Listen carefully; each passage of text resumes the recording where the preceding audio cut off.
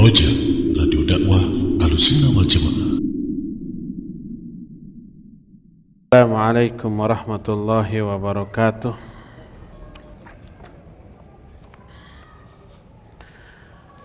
Innal hamdalillah nahmaduhu wa nasta'inuhu wa nastaghfiruh wa na'udzu billahi min syururi anfusina wa sayyiati a'malina. Man yahdihillahu fala mudilla lahu wa may yudlil fala hadiya lahu. Wa ashhadu an la ilaha illallah wahdahu la syarika lah wa ashhadu anna Muhammadan abduhu wa rasuluh. Ya ayyuhalladzina amanu taqullaha haqqa tuqatih wa la tamutunna illa wa antum muslimun. Wa ba'd. Ayyuhal ikhwah, a'azani Allahu wa iyyakum. Baik hadirin jamaah Masjid Raya Cipaganti ataupun para pendengar Radio Roja Bandung di 1476 AM, juga para pendengar Radio Al-Bayan Cianjur di 107,7 FM. Alhamdulillah, kita kembali berjumpa untuk melanjutkan kajian Kutaib yang berjudul Asbabu Ziyadatil Iman wa Nuqsanihi, beberapa penyebab bisa bertambahnya iman atau berkurangnya iman. Pertemuan yang lalu kita sudah membahas muqaddimah tentang pentingnya mempelajari iman, juga pentingnya mempelajari sebab-sebab bertambah dan berkurangnya iman. Sekarang kita masuk as-sababul awal, sebab pertama bertambahnya iman. Pertama adalah ta'allumul ilmi nafi, mempelajari ilmu yang bermanfaat. Inna ahamma wa anfa'a asbabi ziyadatil iman ta'allumul ilmi nafi, ilmi syariah al-mustamadi min kitabillahi wa sunnati rasulih sallallahu alaihi wasallam. Sesungguhnya sebab-sebab yang paling penting dan yang paling bermanfaat untuk menambah iman adalah mempelajari ilmu yang bermanfaat, yaitu ilmu syar'i yang bersumber dari kitab Allah dan sunnah Rasulnya sallallahu alaihi wa alihi wasallam. Berkata al-Imam Al-Hafidh Ibn Rajab Al-Hambali rahimahullahu ta'ala ketika menjelaskan ilmu yang bermanfaat, kata beliau, fal ilmu nafi huwa dhabtu nusul kitab wa sunnah wa fahmu ma'ani wa taqayyud fi dhalika bil ma'thur anis sahabati wat tabi'in wat tabi'ihim fi ma'anil Qur'an wal hadith. Kata Imam Ibn Rajab, yang dimaksud dengan ilmu yang bermanfaat adalah mendalami nas-nas Al-Quran dan Sunnah, memahami makna-makna yang terkandung di dalamnya, serta membatasi pemahaman kitab dan sunnah tersebut dengan riwayat-riwayat yang ma'thur dari para sahabat dan para tabi'in. Yang ma'thur itu yang ada atharnya, yang ada riwayatnya, yang ada sumbernya dari para sahabat dan tabi'in, serta tabi'ut tabi'in tentang makna-makna Al-Quran dan As-Sunnah. Dan ini dijelaskan Imam Ibn Rajab dalam kitab yang berjudul Fadlu Ilmi Salaf ala Ilmil Khalaf, keutamaan ilmu salaf dibanding ilmu khalaf. Yang dimaksud ilmu salaf, ilmu yang dimiliki oleh generasi salafus soleh, 3 generasi awal. Yang dimaksud ilmu khalaf, ilmu yang difahami oleh generasi terkemudian, generasi setelah generasi salaf, generasi keempat dan seterusnya. Kenapa demikian? Karena 3 generasi awal ini adalah 3 generasi yang direkomendasi oleh Nabi SAW sebagai sebaik-baik generasi, sebagaimana hadis yang diriwayatkan oleh Imam Bukhari dalam kitab sahihnya, khairun nas qarni thumma ladina yalunahum thumma ladina yalunahum thumma yaji'u aqwamun. Kata Nabi SAW, sebaik-baik generasi adalah sebaik-baik manusia adalah manusia yang hidup satu generasi dengan aku. Siapa mereka? Para sahabat. Kemudian generasi berikutnya yaitu tabi'in, dan generasi yang berikutnya lagi tabi'ut tabi'in, 3 generasi yang disebut dengan sebaik-baik manusia atau sebaik-baik generasi. Setelah itu yang keempatnya tidak lagi disebut sebagai generasi terbaik, tsumma yaji'u aqwamun. Lalu akan datang setelah itu beberapa kaum di generasi keempat dan seterusnya ini. Makanya 3 generasi ini 3 generasi terbaik yang disebabkan karena pemahaman mereka tentang Quran dan Sunnah benar. Makanya Imam Ibn Rajab Al-Hambali rahimahullahu ta'ala menyatakan wa taqayyud fi dzalika bil ma'thur anis sahabati wat tabi'in wat tabi'ihim, dan membatasi pemahaman Quran dan Sunnah itu hanya dengan riwayat-riwayat yang ma'thur, yang ada asarnya dari sahabat, tabi'in dan tabi'ut tabi'in. Berkata Al-Hafidh Ibnu Hajar Al-Asqalani rahimahullahu ta'ala, wal muradu bil ilmi al-ilmu syar'i alladhi yufidu ma'rifata ma yajibu 'alal mukallaf min amri dinihi fi ibadatihi wa muamalatihi, wal ilmi billahi wa sifatihi wa ma yajibu lahu minal qiyami bi amrihi wa tanzihihi anin naqais, wa madaru dzalika 'ala tafsir wal hadits wal fiqh. Kata Imam Ibnu Hajar, yang dimaksud dengan ilmu adalah ilmu syar'i. Jadi seluruh lafaz ilmu dalam Al-Quran dan hadis maksudnya ilmu syar'i, bukan ilmu yang lainnya. Bukan ilmu umum, bukan ilmu dunia, bukan sains, teknologi atau ilmu-ilmu dunia lainnya. Karena Al-Quran dan hadis adalah wahyu yang menjadi rujukan utama. Innama yakhshallaha min ibadihil ulama. Hanyalah orang-orang yang takut kepada Allah dari kalangan hambanya hanyalah ulama, orang-orang yang berilmu. Maksudnya ilmu syar'i, bukan ilmu dunia.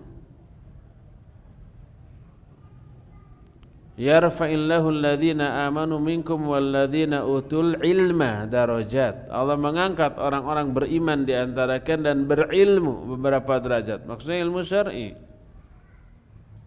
Syahidallahu annahu la ilaha illahu wal malaikatu wa ulul ilmi qa'iman bil qist.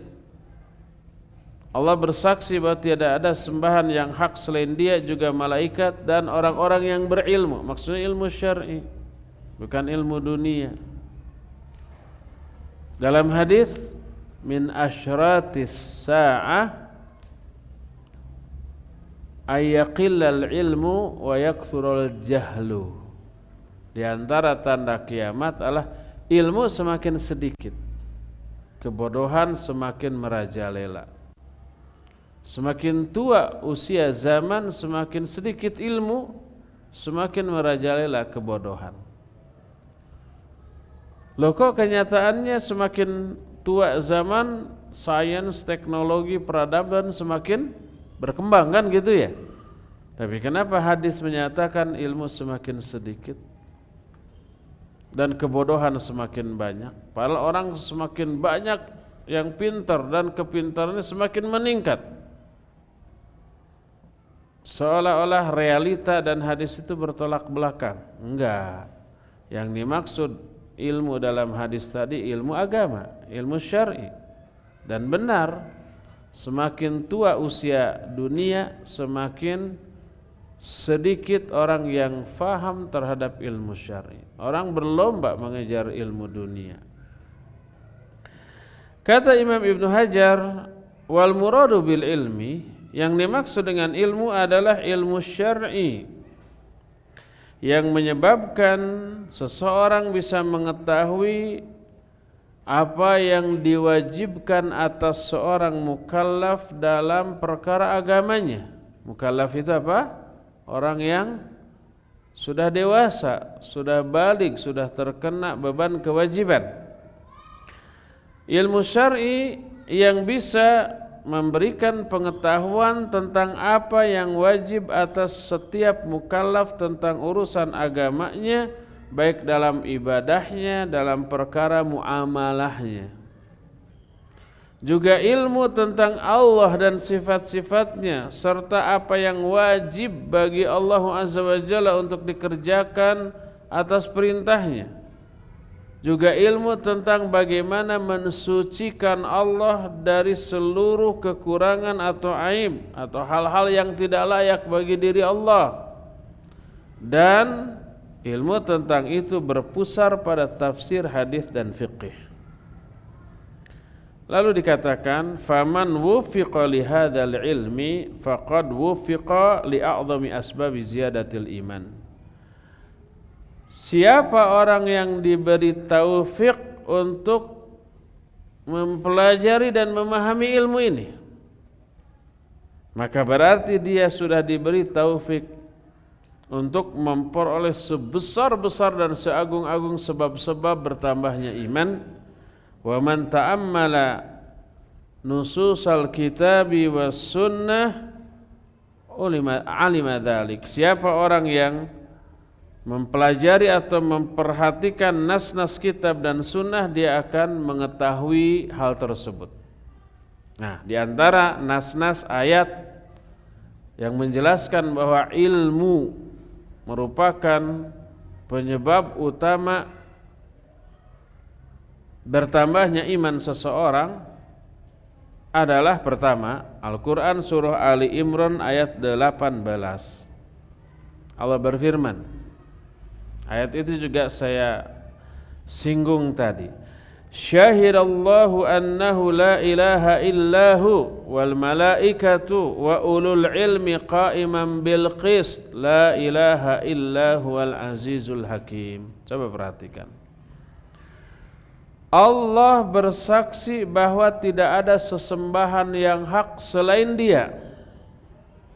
Juga para malaikat dan orang-orang yang berilmu yang tegak di atas keadilan, tidak ada sembahan yang hak kecuali Dia yang aziz dan hakim. Syekh Al-Utsaimin rahimahullah menjadikan ayat ini sebagai salah satu dalil yang menjelaskan keutamaan ahli ilmu. Karena apa? Karena dalam ayat ini Allah menerangkan ada 3 pihak yang menjadi saksi atas sebenar-benar kebenaran, seagung-agung keagungan, apa kebenaran adalah kalimat tauhid. La ilaha illallah, tidak ada sesembahan yang hak selain Allah. Itulah sebenar-benar kebenaran, seagung-agung keagungan, tauhid. Yang menjadi saksi atas kalimat tauhid tiga. Pertama Allah, kedua malaikat, ketiga orang-orang yang berilmu. Orang yang berilmu disatu golongankan oleh Allah dengan para malaikat dan dengan Allah dalam hal menjadi saksi atas kalimat tauhid. Sebab dalam ayat ini Allah berfirman, Allah menjadi saksi bahwa tidak ada sesembahan yang hak selain Dia, juga para malaikat dan orang-orang yang berilmu. Orang berilmu disatu golongankan oleh Allah dengan siapa? Dengan Allah dan para malaikat. Di dalam ayat ini Allah tidak menyatakan wa ulul mal, pemilik harta, atau wa ulul jah, pemilik jabatan, atau wa ulus syahara, pemilik popularitas. Enggak. Yang dunia harta jabatan 4 tak itu ya tidak disebut di dalam ayat ini. Apa 4 tak itu? Tahta, harta, wanita. 4 itu tidak disebut di dalam ayat ini.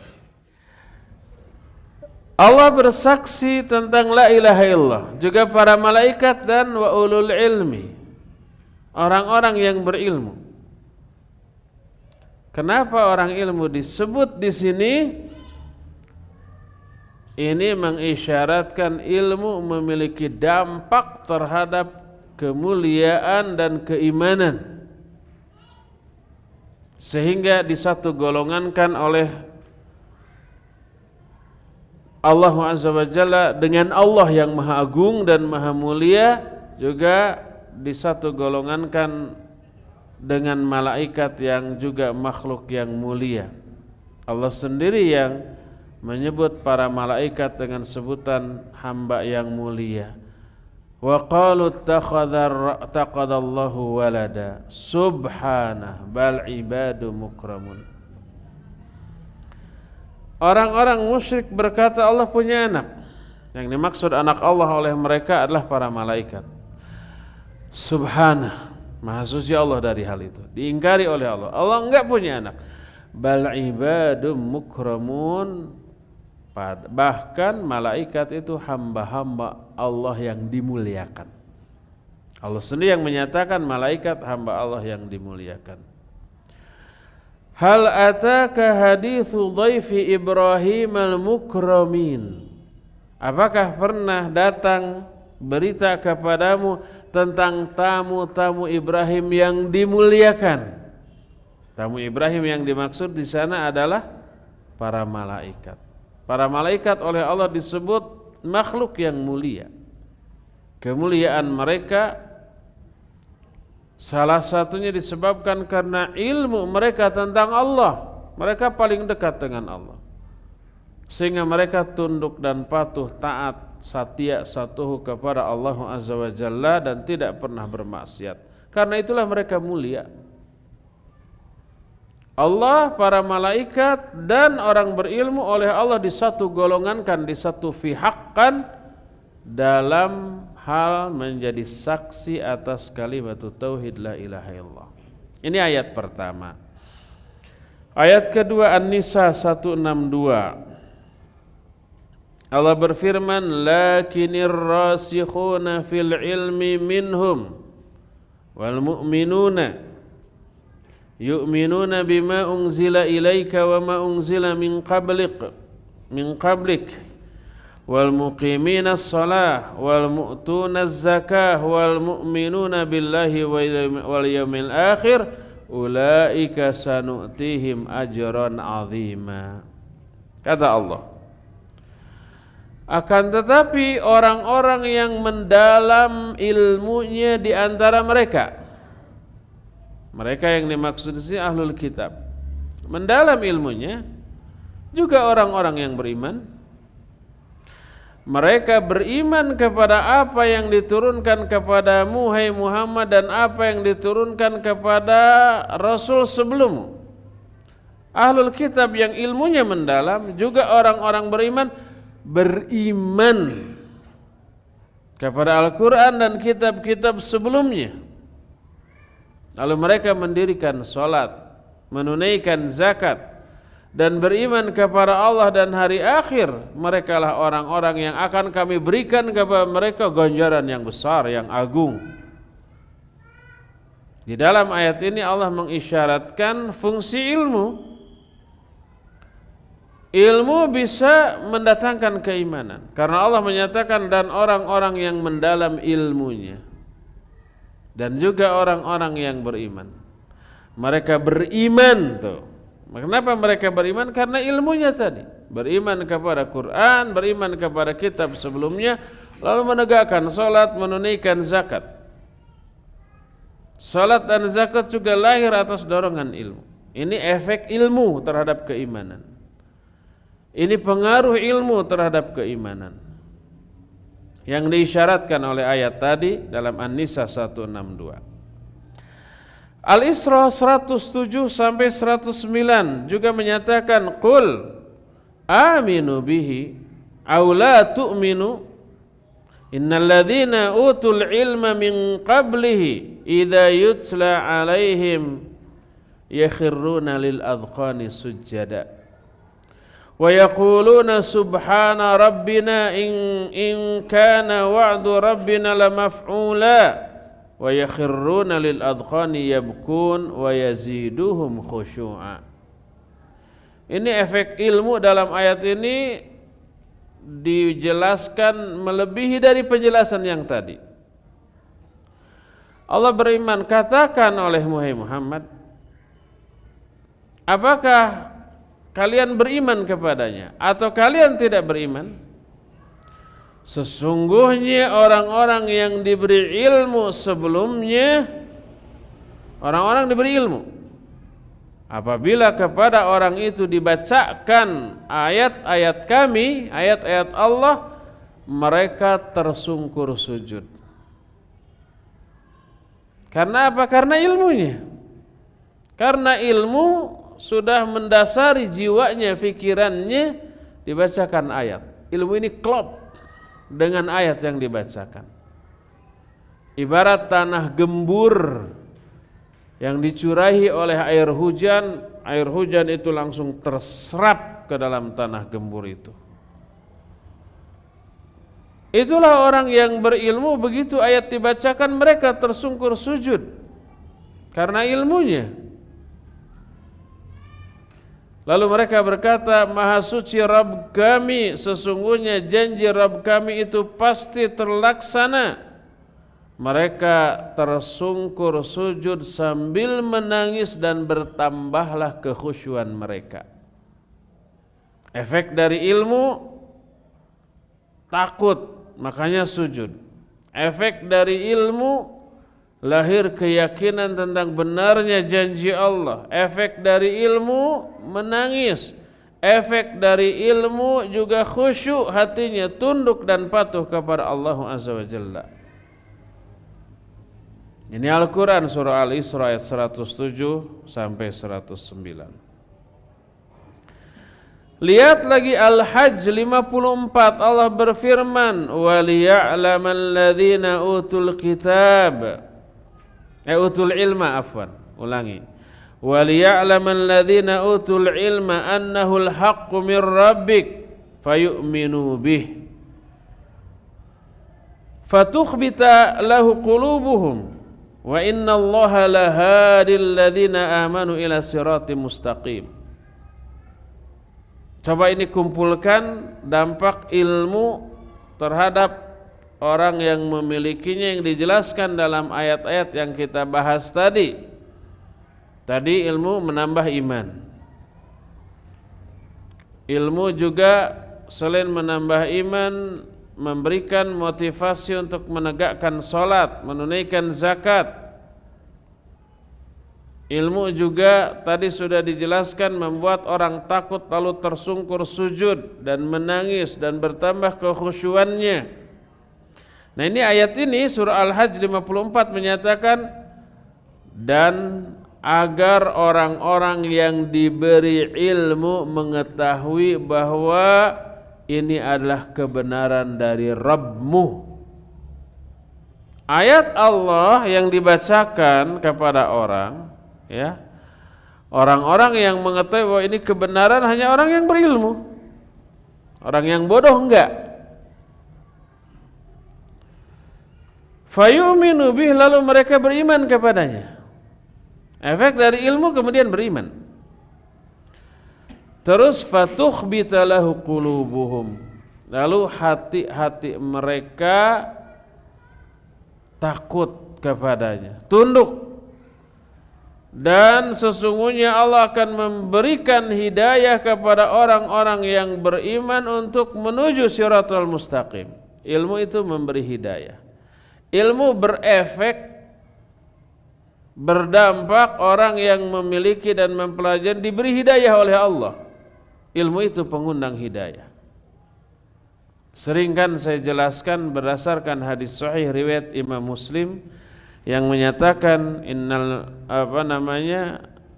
man salaka tariqan yaltamisu fihi ilman sahhalallahu lahu bihi tariqan ilal jannah. Siapa orang yang menelusuri satu jalan untuk mencari ilmu, dia keluar rumah. Untuk apa?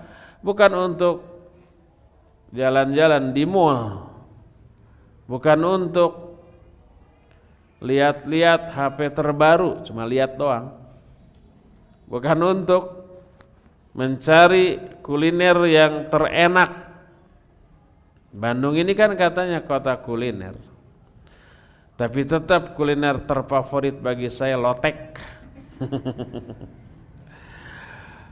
Itu bukan untuk itu, tapi keluar rumahnya untuk ngaji, untuk mencari ilmu. Maka Allah akan memudahkan bagi orang itu jalan menuju surga. Maknanya Allah akan beri hidayah kepada dia untuk beriman dan beramal soleh. Dengan iman dan amal soleh itulah menyebabkan dia mudah melenggang masuk ke dalam surga kelak. Yang semoga Allah Azza wa Jalla memasukkan kita ke dalam golongan seperti itu. Hadis itu mengisyaratkan ilmu mengundang turunnya hidayah. Siapa yang keluar dari rumah sekedar untuk mencari ilmu, Allah akan berikan hidayah. Dengan hidayah itu dia enteng melakukan ibadah. Dengan hidayah itu dia enteng melakukan kebaikan, beramal soleh dan yang sejenisnya. Dengan hidayah itu dia memiliki kekuatan yang besar untuk menolak ajakan terhadap kemaksiatan. Ya. Nah, dalam ayat ini Allah menyatakan wa innallaha lahadil ladzina amanu ila siratal mustaqim. Allah memberikan hidayah kepada orang-orang beriman seperti itu. Orang beriman seperti itu maksudnya orang yang beriman karena ilmunya. Ilmu yang tadi dijelaskan dalam ayat ini. Orang-orang yang berilmu mengetahui bahwa ayat ini hak, ayat ini benar, lalu mereka beriman kepadanya, lalu hati mereka tunduk. Orang beriman seperti itu Allah akan berikan hidayah kepada Shiratal Mustaqim. Hidayahnya berupa dua jenis hidayah, seperti yang sering kita bahas. Pertama, hidayatul irsyad wa dilalah berupa ilmu. Dia akan faham mana jalan yang benar, mana yang salah, mana yang lurus, mana yang bengkok, mana yang sunnah, mana yang bid'ah, mana yang putih, mana yang hitam. Dia akan tahu secara teoritis. Dan hidayah taufik, di dalam hatinya muncul dorongan semangat yang besar untuk mengamalkan ilmu itu. Lalu lahirlah amalan tersebut. Ini yang disebut dengan hidayah taufik. Ini ayat ketiga yang menjelaskan korelasi antara ilmu dengan iman. Bahwa ilmu menambah iman, ilmu menambah amalan. Ayat keempat, Saba ayat 6. Allah berfirman, wa yaral ladzina utul ilma alladzi unzila ilaika min rabbik huwal haqqu wa yahdi ila siratil azizil hamid. Orang-orang yang berilmu akan melihat apa yang diturunkan kepadamu dari Rabbmu adalah sebuah kebenaran. Orang berilmu menelah Quran, tahu oh ini benar nih. Wa yahdi ila siratil azizil hamid, lalu itu memberi hidayah kepada orang itu menuju jalan Allah yang terpuji, yang aziz dan hamid. Karena berilmu, dengan ilmunya dia tahu Quran ini benar. Lalu itu jadi hidayah. Allah memberi hidayah untuk menelusuri siratal mustaqim yang selama ini diminta. Minimal 17 kali dalam sehari semalam dalam sholat kita, itu minimal. Karena dalam sehari semalam kita sholat berapa rakaat? 17 ya. Dan dalam setiap rakaat kita membaca ihdinas siratal mustaqim. Kita minta minimal 17 kali kalau kita tidak safar. Kalau safar kan ada qasar ya, jadi kurang. Belum salat-salat sunnahnya yang jauh lebih banyak jumlahnya daripada salat fardu. Ayat ini mengisyaratkan bahwa ilmu mengundang hidayah. Dan hidayah indikasi bertambahnya iman. Kelima, surah Fatir 98 menyatakan innama yakhsyallaha min ibadihil ulama innallaha azizun ghafur. Hanyalah orang-orang yang takut kepada Allah di kalangan hambanya, hanyalah orang-orang yang berilmu. Dia takut karena ilmunya. Ilmunya melahirkan rasa takut kepada Allah. Dan rasa takut ini pengerem dari setiap kemaksiatan, dosa dan penyimpangan. Mau terjerumus ke dalam dosa, dan dosa rata-rata kan pikabita kan kata orang Sunda namanya. Menggiurkan, memiliki daya tarik. Dan sekali terjerumus ke dalamnya ibarat narkoba. Dia akan ketagihan. Dia akan ketergantungan yang susah bagi dia untuk bisa melepaskan diri kecuali atas hidayah dari Allah Azza wa Jalla. Ya. Makanya karena daya tarik dosa dan kemaksiatan begitu gede, orang berbondong-bondong menuju ke arah sana. Begitu ada rasa takut itu ibarat rem yang mengerem dirinya untuk tidak melaju terus mengarah ke arah kemaksiatan. Dia tahan dirinya dari hawa nafsu. Orang yang mampu mengerem diri dari hal-hal yang menggiurkan itu orang spesial, orang istimewa, orang hebat. Allah akan mengistimewakan dia di akhirat kelak, diberi surga. Allah menyatakan wa amma man khafa maqama rabbihi wa nahan nafsa anil hawa fa innal jannata hiyal ma'wa. Orang yang takut kepada kedudukan Rabb kelak di akhirat, takut kepada azabnya, azab di akhirat, penderitaan di alam mahsyar. Karena takut dia mengerem dirinya dari hawa nafsu. Pakam reno, cekit gitu, berhenti, enggak laju terus, enggak nabrak. Fainal jannata hiyal ma'wa. Surgalah tempat menetap dia kelak. Diberi keistimewaan di akhirat berupa surga karena dia juga menjadi manusia istimewa ketika di dunia. Ketika semua orang tancap gas menuju kepada kemaksiatan, berlomba mengejar apa yang diinginkan, orang ini malah mengerem diri dari hal itu. Mungkin ketika mengerem diri dicemooh, aku perlu, nggak gaul, nggak modern, ortodoks, jadul, konservatif, dan seterusnya kan gitu ya. Dia nggak peduli. Sebab itu cara yang bisa menyelamatkan dia dari murka dan azab Allah dunia dan akhirat. Ya, jadi rasa takut itu menjadi rem, dan rasa takut lahir karena ilmu. Innama yakhsyallaha min ibadihil ulama. Hanyalah orang-orang yang takut kepada Allah di kalangan hambanya, hanyalah orang-orang yang berilmu, ilmu tentang Allah dan ilmu tentang syariat. Coba di dinding ada colokan listrik.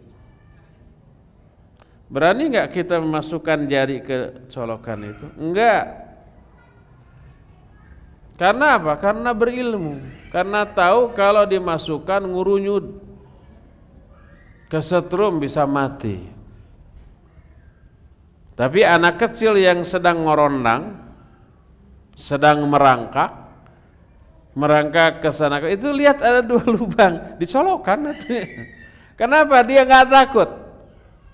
Apakah karena dia hebat dan kebal terhadap setrum? Bukan, karena bodoh. Karena nggak tahu kalau lubang colokan itu dicolok akan ngurunyut. Ya, ini perbedaan sikap antara orang yang berilmu tentang listrik dengan orang yang tidak berilmu. Yang tidak berilmu nggak takut, bukan karena hebat tapi karena bodoh. Coba ada sebuah lapangan bola di kampung. Di pinggir lapangan bola itu banyak rumput, barala. Kita melihat ada orang yang ngaleor ke sana. Ada orang yang dikejar celengge. Tahu celengge? Oh, ternyata lehernya meber. Ular apa? Kobra. Dan berbisa mematikan. Nah, kemudian dia ngaleor ke tempat nubarala teh tadi. Kita tahu di sana ada ular. Anak-anak main bola belenyeng teh, itu bola ditendang kanu bala teh anu aya orayan. Kita disuruh ambilin tolong, mau enggak? Berani enggak? Enggak, takut. Karena apa? Tahu di sana ada ular, ada bahaya. Oh, mana mah pengecut sieunan. Orang yang nggak tahu gajleng katanya mencari bola, plek, nincak buntut orai gawawak digegel. Orang itu nggak takut, masuk ke tempat nu bala teh tadi naon ai bala bahasa Sunda bahasa Indonesia tuh. Ke tempat yang bala. Nggak ada yang tahu apa bahasa Indonesia bala. Bala itu banyak rumput, gitu aja lah. Jadi nggak tahu di sana ada bahaya, di sana ada ular, makanya berani dia nggak takut. Kita takut. Kita lihat ilmu tentang sesuatu yang bisa membahayakan, itu bisa menyelamatkan kita dari bahaya itu. Nah, Allah Azza wa Jalla punya azab yang dahsyat. Mengetahui adanya azab Allah bagi orang yang berdosa menjadi pengerem, menimbulkan rasa takut. Takut kalau durhaka kepada Allah, takut kalau larangannya dilanggar, takut kalau perintahnya diabaikan. Makanya Allah menyatakan orang-orang yang takut kepada Allah di kalangan hambanya hanyalah orang yang berilmu. Semakin tinggi ilmunya, semakin besar rasa takutnya. Semakin sedikit ilmunya tentang Allah, semakin sedikit rasa takutnya kepada Allah. Semakin berani dia melanggar apa yang Allah larang. Ayat ini mengisyaratkan bahwa ilmu melahirkan rasa takut. Dan rasa takut salah satu di antara unsur keimanan. Rasa takut itu yang menjadi pengerem seseorang dari kedosa dan kemaksiatan. Itulah ayat yang ke-6, ke-7. Al-Mujadilah ayat yang ke-11.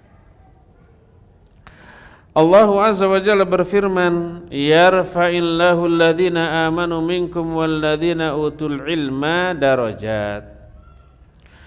Wallahu bima ta'maluna khabir. Allah akan mengangkat orang-orang beriman di antara kalian dan berilmu beberapa derajat.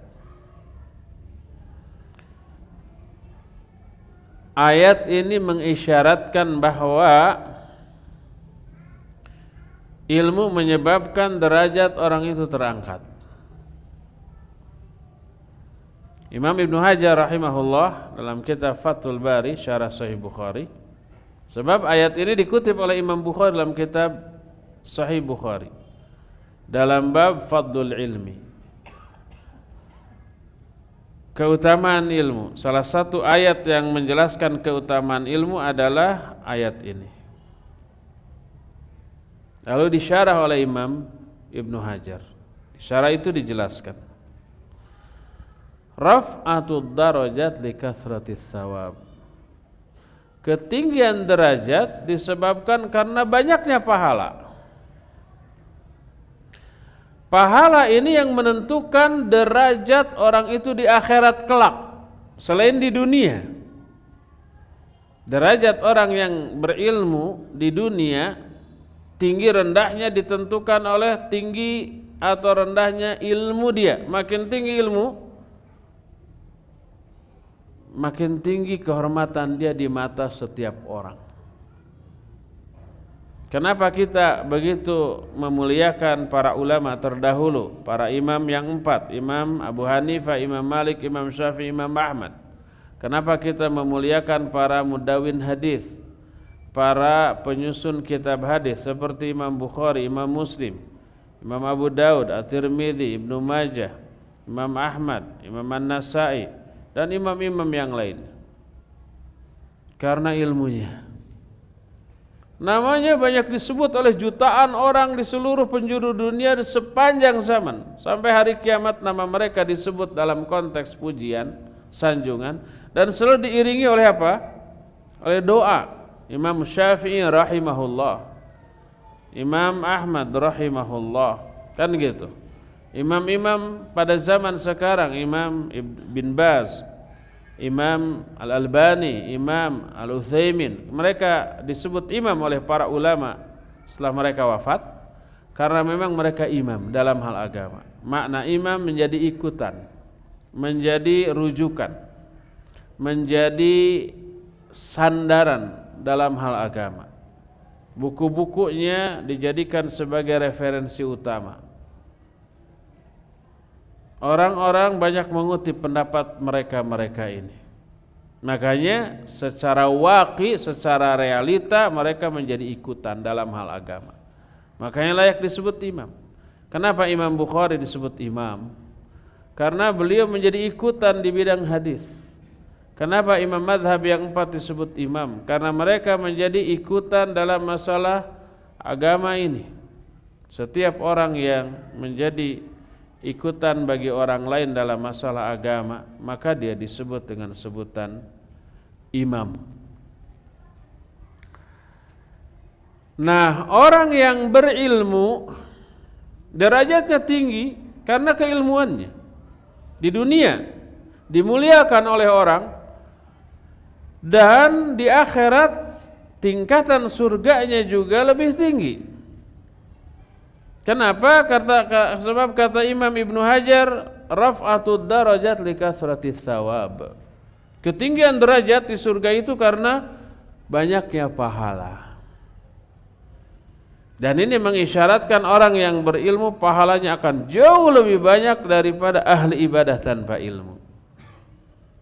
Kenapa? Karena ahli ibadah tanpa ilmu dia hanya akan memperoleh pahala dari ibadahnya saja, dan ibadahnya terbatas. Setelah mati dia sudah putus pahalanya, nggak bisa nambah lagi. Adapun orang yang berilmu walaupun sudah mati pahalanya akan bertambah terus. Dari apanya? Dari ilmu yang diajarkannya kepada orang lain. Idza mata ibnu Adama inqata amaluhu illa min thalathin. Kalau anak Adam mati putus amalnya, maksudnya pahala dari amal itu putus, nggak ngalir lagi, nggak nambah lagi. Karena dia sudah tidak lagi bisa beribadah kepada Allah Azza wa Jalla. Kecuali 3. Pertama adalah sedekah jariyah.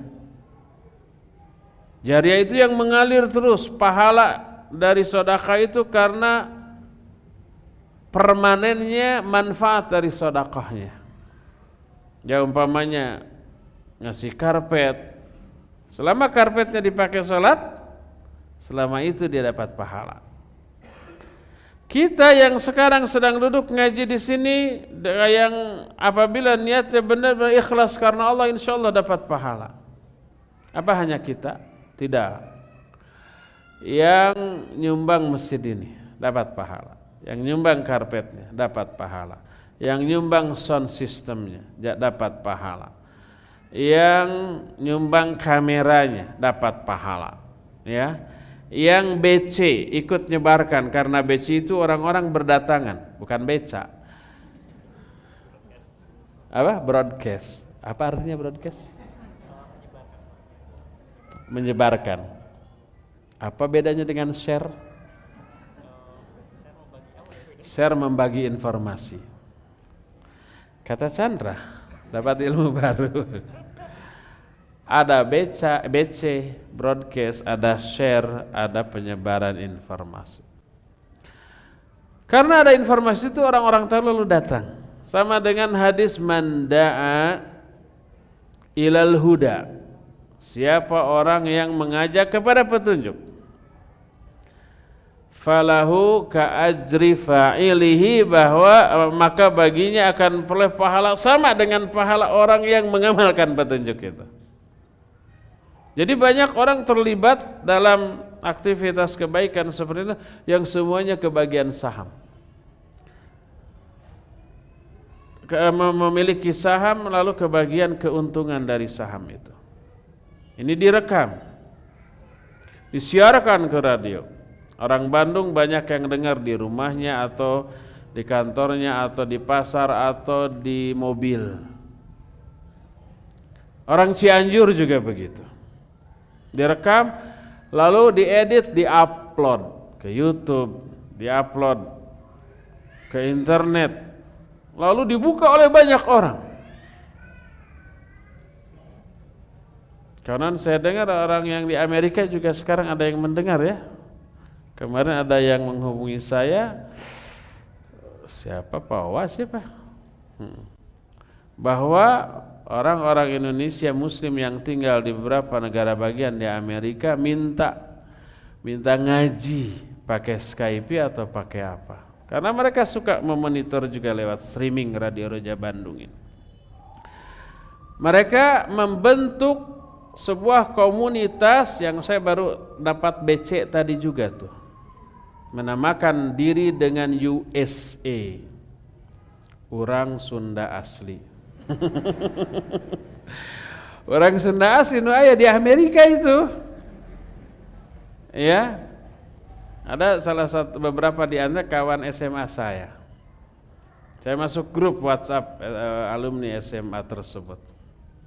Ada yang mengupload nih bagi orang Sunda asli yang suka kepada ceramah bahasa nih, ada Ustadz Abu Haidar As-Sundawi.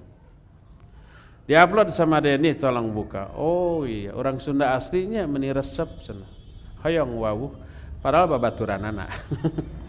Dia nggak tahu bahwa saya ada di sana juga. Didengar oleh banyak orang, walaupun kitanya mati, saya mati, ikhwan-ikhwan di sini juga pada mati gitu nanti, silakan kalau mau duluan. Tapi ceramahnya masih didengar oleh orang banyak.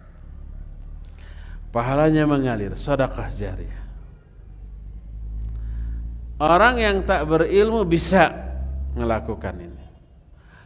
Kedua, ilmu yang bermanfaat. Dan yang ketiga, anak soleh yang mendoakan kedua orang tuanya. Mana kira-kira yang lebih permanen di antara tiga ini? Kalau anak soleh, suatu saat mati juga ya. Mungkin cucunya iya mungkin, tapi suatu saat musnah. Sedekah jariyah karpet ini akan permanen enggak? Enggak ya, suatu saat pasti rusak, kemudian diganti dengan karpet yang baru. Masjid, apakah akan selamanya? Enggak, suatu saat mungkin hancur, kemudian dipindah atau dan seterusnya. Tapi ilmu semakin maju teknologi, penyebaran ilmu semakin canggih, semakin cepat dan semakin meluas. Maka kebayang orang-orang, para ulama yang menyebarkan ilmunya akan semakin mengalir pahalanya secara deras sesuai dengan kemajuan teknologi yang dicapai oleh manusia. Sahih Bukhari sekarang bukan hanya berupa kitab, tapi cukup dibuka di alat yang sekecil ini, cuma diusap-usap, keluar. Kita ingin tahu tentang hadis cuma dipijit-pijit sambil merem bisa. Meletet tapi sebab hurufnya harus dilihat gitu ya. Klik sambil rebah-rebahan ya. Lalu muncul dibaca. Ingin tahu hadis ini sahih atau tidak? Tinggal pijit-pijit, keterangan tentang sahih tidaknya hadis itu keluar, bisa dibaca. Itu penyebaran ilmunya para ulama. Dan tidak hanya ulama, orang awam tentang ilmu syar'i pun bisa memperoleh pahala dari ilmu yang bermanfaat itu dengan cara menggunakan kemampuan ilmu teknologinya untuk menyebarkan ilmu itu lewat internet, lewat media-media elektronik dan yang lain-lainnya ya. Karena itulah maka pahalanya banyak. Karena pahalanya banyak, dosanya sedikit, karena sudah mati dia nggak berbuat dosa lagi. Pahalanya ngalir terus. Maka kebayang semakin lama jarak waktu antara kematian dia dengan hari kiamat, semakin banyak pahala yang mengalir kepadanya. Makanya kedudukan mereka di akhirat kelak pun akan semakin tinggi. Inilah yang dimaksud dengan bahwa Allah mengangkat derajat orang-orang beriman dan orang-orang berilmu beberapa derajat. Itulah beberapa ayat yang menjelaskan efek positif dari ilmu kepada pemiliknya ya, yang begitu hebat, yang begitu dahsyat. Itu ayat. Sekarang kita masuk ke hadis. Dan ayat tadi bukan seluruh ayat tentang ilmu, hanya sebagian kecil, hanya 7 atau 8 ayat yang kita kutip. Ayat-ayat lainnya banyak, masih tersisa puluhan atau bahkan ratusan yang menjelaskan efek ilmu terhadap bertambahnya iman dan amal soleh. Tapi 7 atau 8 ayat tadi pun lebih dari cukup bagi kita untuk meyakinkan betapa utamanya ilmu. Nah sekarang hadis, ini hadis lebih menggiurkan lagi. Tentang apa? Tentang dampak ilmu serta pengaruhnya terhadap keimanan dan amal soleh. Luar biasa. Coba aja nanti kita lihat. Dan bagaimana daya kerja atau cara kerja ilmu terhadap bertambahnya keimanan. Nanti kita akan jelaskan ya. Hadis pertama yang menjelaskan tentang hal ini adalah Selasa depan kita bahas. Sudah 1 jam, cukuplah 1 jam juga, bisi luber waktu yang kita habiskan, dan kita masih punya sisa waktu untuk bertanya jawab. Dipersilakan ikhwan, akhwat, baik bagi hadirin ataupun pendengar Radio Roja Bandung ataupun Radio Al-Bayan Cianjur untuk mengirimkan SMS. Formasi 31, 3 pertanyaan dari hadirin, 1 pertanyaan dari pendengar gitu ya. Ya wa sallallahu ala nabiyina Muhammadin wa ala alihi wa ashabihi wasallam. Silakan kalau ada yang mau bertanya. Pertanyaan, Ustadz mohon dijelaskan makhluk yang pertama kali diciptakan oleh Allah Azza wa Jalla. Ulama ikhtilaf. 2, pertama ada yang menyatakan arsy, yang kedua ada yang menyatakan qalam. Qalam bahasa Arab, bukan bahasa Indonesia, bukan kolam renang. Qalam di sana adalah pena. Pena apa? Pena yang menuliskan takdir. Berdasarkan hadis inna awwala ma khalaqallahu al-qalam. Sesungguhnya makhluk yang pertama kali diciptakan oleh Allah adalah qalam. Lalu Allah menyatakan uktub, tulis olehmu. Qalam atau pena itu bertanya, famadha aktub, apa yang aku harus tulis? Lalu Allah menyatakan tulis semua yang akan terjadi sampai hari kiamat. Berdasarkan hadis ini, sebagian ulama menyatakan bahwa makhluk yang pertama kali diciptakan adalah pena yang menuliskan takdir Allah. Ada yang kedua menyatakan arsy. Berdasarkan hadis itu juga, ketika Nabi menyatakan makhluk yang pertama kali diciptakanlah kolam, lalu kolam itu disuruh menuliskan seluruh takdir yang ada. Lalu di akhir hadis itu Nabi menyatakan wa kana arsyuhu 'alal ma. Saat itu arsy Allah berada di atas air. Ketika pena diciptakan lalu menuliskan, saat itu arsy Allah sudah ada di atas air. Dan ini mengisyaratkan sebelum ada kolam sudah ada dua makhluk lain, apa? Arsy dan air.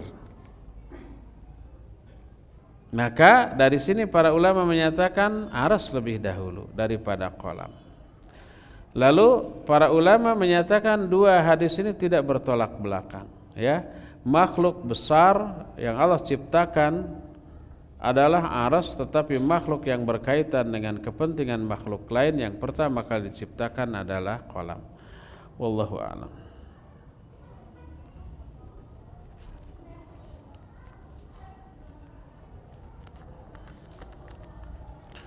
Assalamualaikum warahmatullahi wabarakatuh. Waalaikumsalam warahmatullahi wabarakatuh.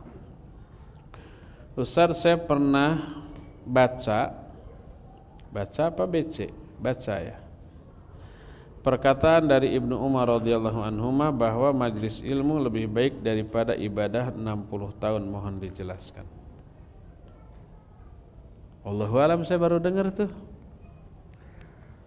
Mungkin ada ilmu baru yang belum saya dengar baru sekarang. Jazahullahu khairan kepada penulis ini, atau mungkin memang riwayat itu tidak ada. Sebab beberapa kitab-kitab keutamaan ilmu kita bahas belum pernah menemukan riwayat ini, ya. Wallahu a'lam bishawab. Nanti kita cari.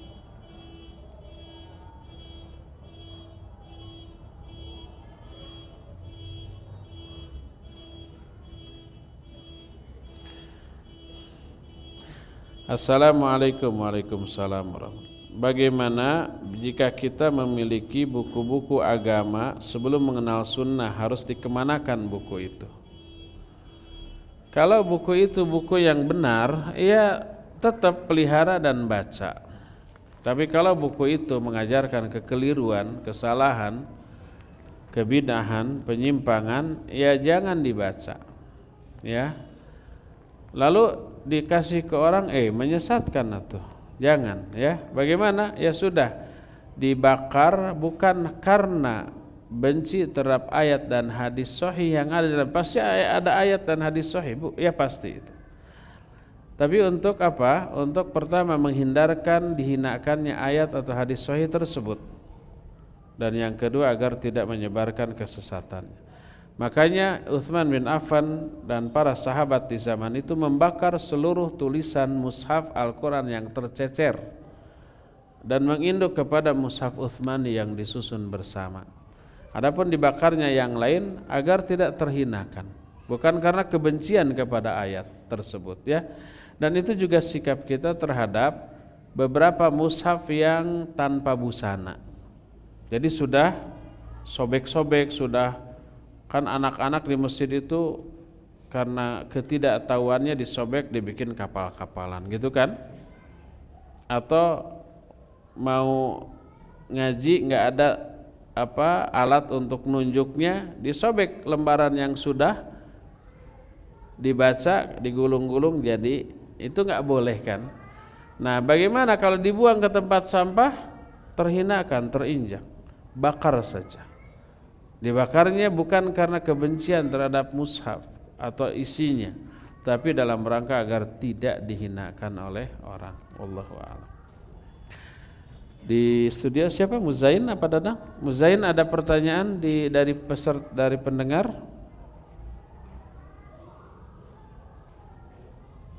Halo Muzain. Halo, ya. Iya, ada pertanyaan? Ada. Silakan. Assalamualaikum Pak Ustaz. Waalaikumsalam warahmatullahi wabarakatuh. Arijo di Bandung Timur. Belajar ilmu sunnah di pelosok-pelosok susah sekali karena sumbernya jauh. Walaupun ada media elektronik sudah ada tapi belum bisa ketangkep lewat radio roja atau TV roja. Bagaimana solusinya supaya dakwah sunnah tersebar ke daerah-daerah kental kebid'ahan? Syukran jazakallahu khair. Iya. Pasang parabola roja. Nggak tertangkap itu belum masang ya. Kalau udah masang insya Allah ketangkap. Saya pikir daerah Bandung itu walaupun di pelosok di gunung bisa ketangkap ya, bisa? Iya bisa, pasang aja. Ya. Murah kok, cuma nggak sampai 100 juta. Berapa harganya? 1,5-an. Kalau nggak punya, lapor aja ke Radio Roja. Saya ingin tapi nggak punya uang untuk itu, nanti patungan, ya.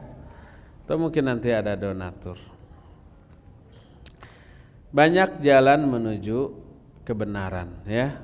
Jangan kepentok hanya dengan keadaan yang seperti itu. Insya Allah masih banyak cara yang bisa kita tempuh. Wallahu a'lam.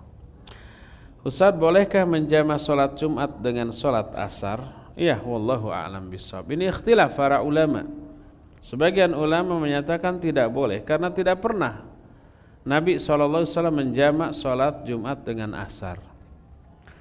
Apalagi kalau ada uzur seperti musafir. Musafir tidak wajib sholat Jumat seperti yang sudah kita bahas, ya. Oleh karena itu tidak boleh musafir menyelenggarakan sholat Jumat sesama musafir. Karena Nabi SAW tidak pernah sholat Jumat ketika safar. Kecuali kalau ada orang mukim menyelenggarakan sholat Jumat, maka dia boleh ikut. Tapi kalau mereka menyelenggarakan sholat Jumat sesama musafirin, sholat Jumatnya tidak sah. Sebagaimana sudah kita bahas di dalam kajian kita Bulughul Maram. Karena mereka tidak terkena kewajiban. Maka yang harus mereka lakukan adalah kalau mau menjama dengan asar, sholat duhur. Adapun kalau umpamanya mereka ada menemukan masjid yang sedang sholat Jumat, ya, mereka sebaiknya tidak ikut sholat Jumat kalau mau dijama dengan asar, tapi ikutlah sholat duhur dengan dikosor dan berjamaah dengan imam yang sedang sholat Jumat, karena sama-sama 2 rakaat. Dan berbeda niat antara imam dan makmum boleh. Sudah pernah kita bahas dalam Bulughul Maram seperti itu, ya. Adapun innama ju'ilal imamu liyutamma bih, imam itu dijadikan untuk diikuti, maksudnya mengikuti amalan zahir dari salat seperti ruku, sujud dan seterusnya. Adapun amalan batin, baik niat boleh berbeda ataupun bacaan yang sir, seperti imam membaca Allahumma ba'id baini wa baina khotoyaya, makmum membaca subhanakallahumma dan seterusnya, sama-sama iftitah tapi beda bacaan. Boleh karena sir. Seperti ketika ruku imam membaca subhana rabbiyal azim, makmum membaca subhanakallahumma rabbana bihamdika allahumma ighfirli, berbeda. Boleh, ya. Berbeda bacaan yang sir antara imam dengan makmum boleh, termasuk juga berbeda niat. Baik niatnya satu salat fardu, satu salat sunnat, boleh. Sebab ini terjadi oleh Nabi dan para sahabat dan oleh para sahabat dengan sama sahabat. Kita pernah bahas bahwa Mu'adz bin Jabal sholat isya bersama Rasulullah SAW. Ketika pulang ke kampungnya, jamaah menunggu ingin diimami oleh Mu'adz. Akhirnya Mu'adz menjadi imam sholat isya yang sebenarnya sudah dia lakukan bersama Rasulullah SAW. Tapi mengulang sholat fardu hukumnya sunnah. Jadi Mu'adz meniatkan salat isya sebagai imam sebagai sunnah, karena yang wajibnya sudah dengan Nabi SAW tadi, dan makmum meniatkan wajib. Maka beda niat antara satu dengan imam, antara imam dengan makmum boleh, satu wajib satu sunnat. Nabi SAW salat tahajud, para sahabatnya ikut bermakmum salat di belakang. Ini beda niat. Bagi Nabi SAW salat tahajud adalah wajib. Bagi makmum salat tahajud adalah sunnah. Berbeda niat dibolehkan, ya. Jadi bagusnya kalau mau menjamak dengan asar tidak salat Jumat tapi salat duhur, sekalipun salat duhurnya berjamaah dengan imam yang salat Jumat.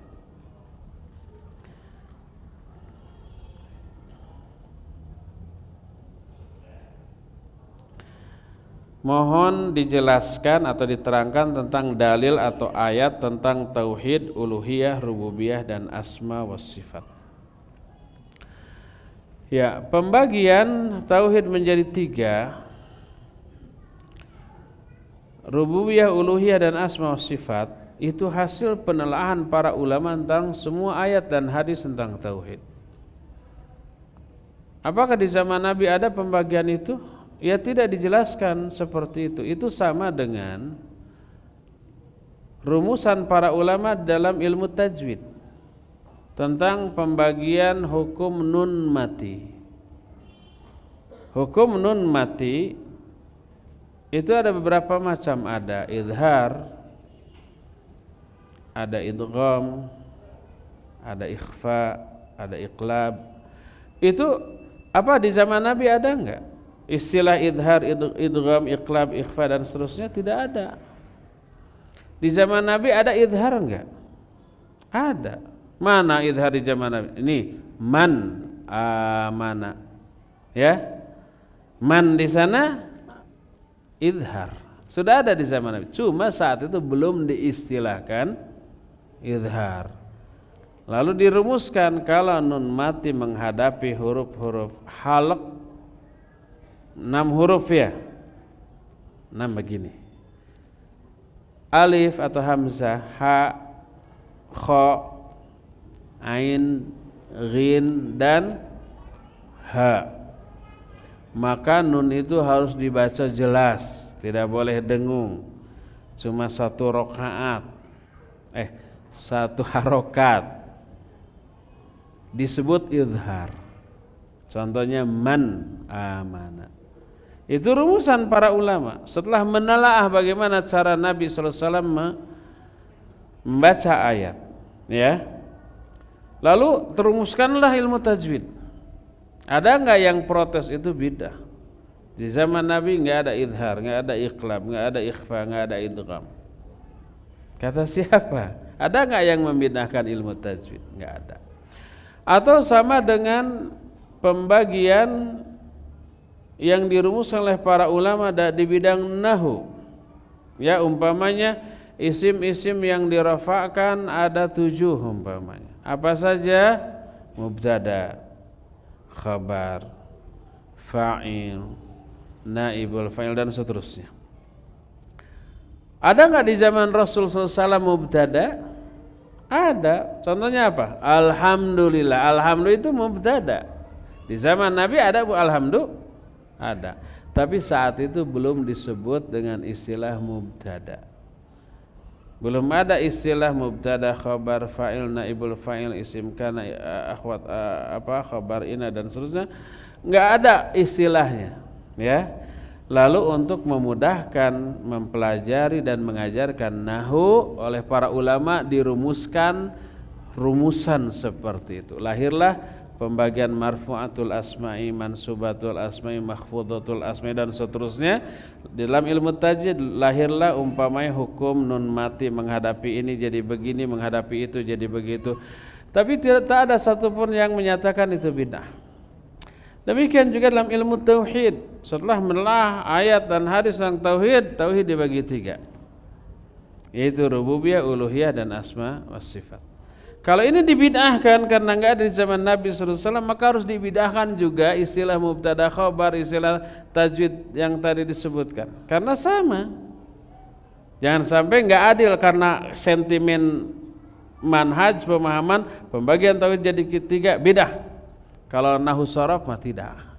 Sama itu juga ya. Oleh karena itulah maka rumusan adanya tauhid dibagi 3, rububiyah, uluhiyah dan asma sifat itu rumusan para ulama setelah menelaah semua ayat dan hadis tentang tauhid sebagaimana rumusan para ulama tentang tajwid, tentang nahwu sharaf dan yang lain-lainnya. Wallahu a'lam.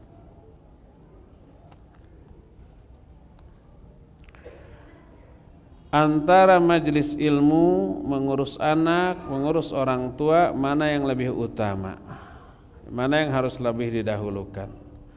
Tidak termasuk ngurus suami karena enggak punya suami.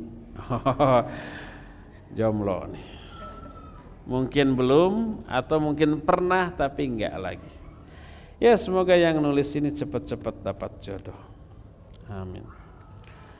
Iya, semua itu tidak harus dibenturkan. Kewajiban mengurus anak. Oh, tadi ada yang mengurus anak, berarti pernah ya punya ya. Iya. Kewajiban mengurus anak, kewajiban mengurus suami, kewajiban berbakti kepada orang tua, kewajiban belajar, kewajiban mencari nafkah, nggak perlu dibenturkan. Ada waktunya masing-masing. Kan mencari ilmu tidak tiap hari, tidak tiap saat. Ketika waktunya beres-beres, ya beres-beres dulu. Bisa nggak sambil menuntut ilmu? Bisa, setel aja radio Roja. Bawa kemana-mana, ya. Pakai handsfree, pakai headset. Bisa atau dikeraskan, ya. Atau pengajian seperti ini. Kalau tahu hari Selasa jam 10 ada pengajian, ngurus anak, ngurus suami, ngurus rumah tangga, harus dibereskan dulu. Kalau yang biasanya bangunan umpamanya pas adzan baru bangun, sekarang hari Selasa jam 3 bangun. Ya, beres-beres, nyiapkan sarapan. Jadi pas suami mau kerja udah siap semuanya. Pas anak-anak mau sekolah udah siap. Pas mau ditinggalkan rumah sudah bersih. Silakan pergi ngaji, ya. Pulang dari ngaji atau belum pulang ngaji, anak-anak pulang sekolah, nasi sudah ada, semuanya sudah terhidang. Jangan sampai ngejar ngaji, suami dan anak-anak terabaikan. Ya, bangunnya jam 6 mau ngaji nih, subuh dulu, ya pada waktu duha. Kemudian suami mau berangkat, tapi kita mau ngaji nih. Saya jadi panitia jam 9 memang ngajinya, tapi jam 8 saya harus sudah ada di masjid. Maaf ya, ikut sarapan jajan aja di jalan. Aktif, suami pulang, anak pulang, berantakan kayak kapal baru dibom. Nggak ada makanan, nggak ada minuman, ya haus, minuman nggak ada, dispenser kosong, semuanya nggak tersedia. Ini wanita solihah nih, dalam tanda petik. Itu salah, itu keliru, ya. Jadi tidak harus dibenturkan. Ada masanya mengurus suami, ada masanya mengurus anak, birrul walidain, ada masanya ngaji. Pilih, cerdaslah sedikit untuk mengatur waktu belajar dan waktu untuk kewajiban yang lain.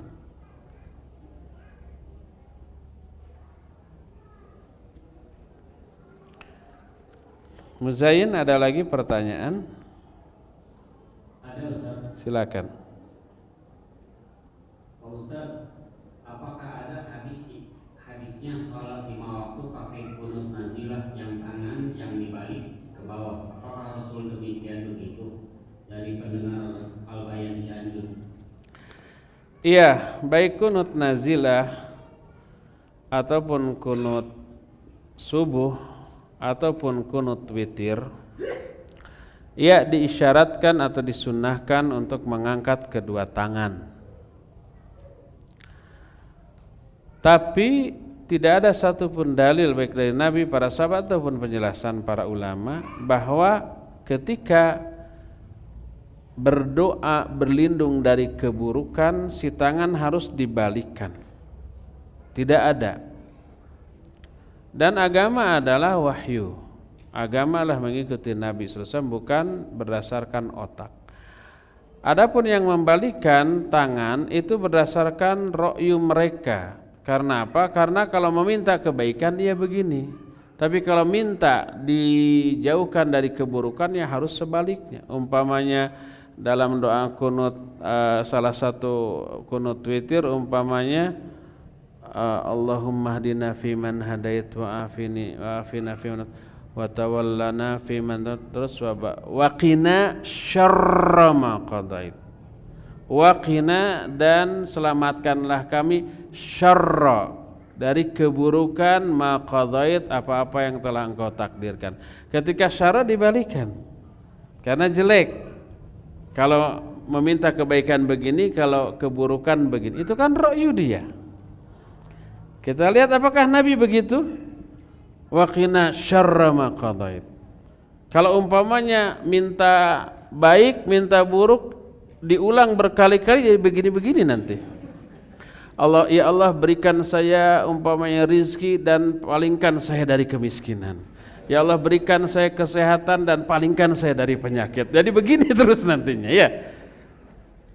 Maka itu tidak ada contoh dari Nabi SAW. Ingat, agama ini wahyu, bukan bikinan otak manusia. Agama ini ittiba, agama ini mengikuti Nabi SAW, Al-Quran dan As-Sunnah. Kalau Nabi tidak begini-begini, jangan begini-begini ya. Nabi SAW ketika mengajarkan doa kunut sambil witir sambil mengangkat kedua tangan, tidak pernah apabila kamu ingin dihindarkan dari keburukan balikkan tanganmu, nggak pernah. Tetap saja begini ya. Nah, coba mereka ketika berdoa di luar kunut, umpamanya ya Allah ampuni kami dosa-dosa kami muslimin, terus palingkan kami dari bala. Apakah begini juga? Ternyata tidak. Di luar doa kunut mereka kan tidak begini kan? Atau ada yang begitu? Kalau toh ada yang begitu, maka itu ra'yu. Itu adalah otak mereka, dan agama bukanlah berdasarkan ra'yu, tapi agama itu berdasarkan Al-Quran dan As-Sunnah yang sahihah. Wallahu a'lam bishawab. Terakhir mana ya yang kira-kira mudah?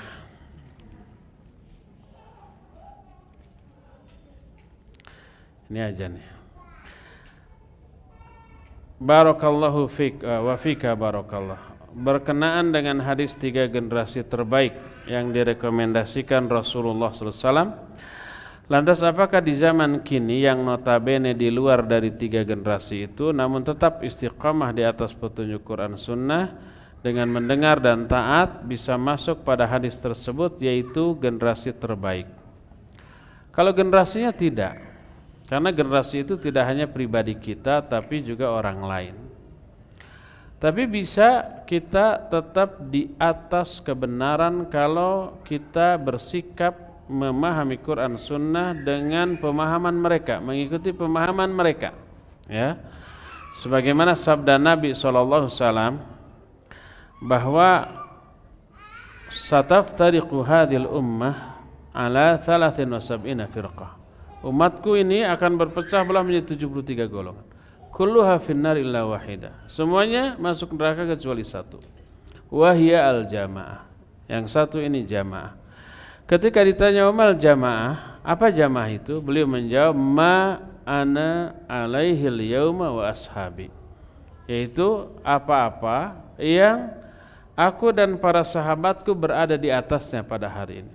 Artinya pemahaman, konsep hidup yang difahami dan sudah diterapkan, dipraktekkan oleh Nabi dan para sahabatnya ketika itu.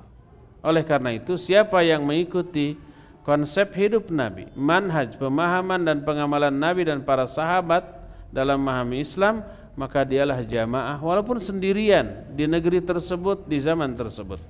Ibnu Mas'ud berkata, man kana 'alal haqqi fahuwa jama'atun wa in kana wahidah. Siapa orang yang berada di atas kebenaran, maka dia jamaah walaupun sendiri.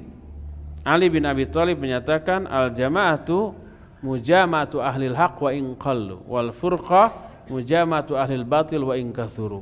Jamaah adalah berkumpulnya ahlul haq walaupun sedikit. Adapun firqah berkumpulnya ahli-ahli batil yang menyimpang walaupun banyak. Jadi jamaah tidak hanya suatu komunitas, tidak dilihat dari jumlah, tapi dilihat dari benar atau tidaknya konsep yang mereka fahami tentang agama ini dan juga yang mereka terapkan dan mereka dakwahkan ya. Demikian wallahu alam ya, waktunya sudah habis sampai di sini 11:30. Kita insyaallah akan lanjutkan kembali kajian ini di hari Selasa yang akan datang. Subhanakallahum bihamdik asyhadu an la ilaha illa anta astaghfiruka wa atubu ilaik walhamdulillahirabbil alamin. Wa sallallahu ala nabiyina Muhammadin wa ala alihi wa ashabihi wasallam. Wassalamu alaikum warahmatullahi wabarakatuh.